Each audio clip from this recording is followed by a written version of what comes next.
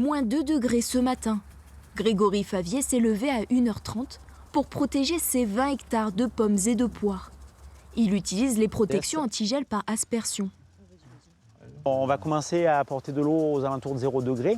Le but, c'est que l'eau se répartisse sur le végétal.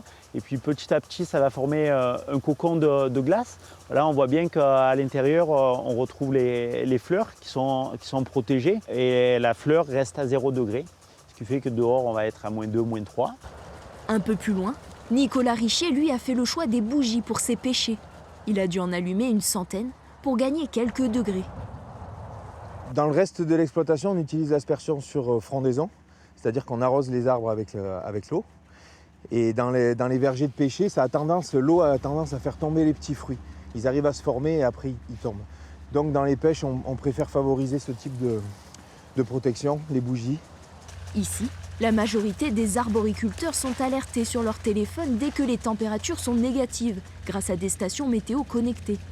On a pu voir via les courbes qu'on avait pris la bonne décision cette nuit, puisqu'on a vu pendant 3-4 heures -2,5, -2,7. Et on sait que si on n'avait rien fait, je pense qu'on aurait eu de dégâts importants. Si la nuit a été longue, la journée va l'être également.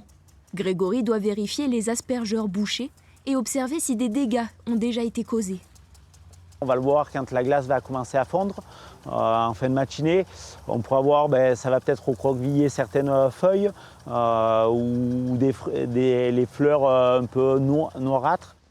Des fleurs noirâtres, synonyme de fruits détruits. Dans la plaine de la Saulce, les arboriculteurs devront rester vigilants face au gel jusqu'au début du mois de mai.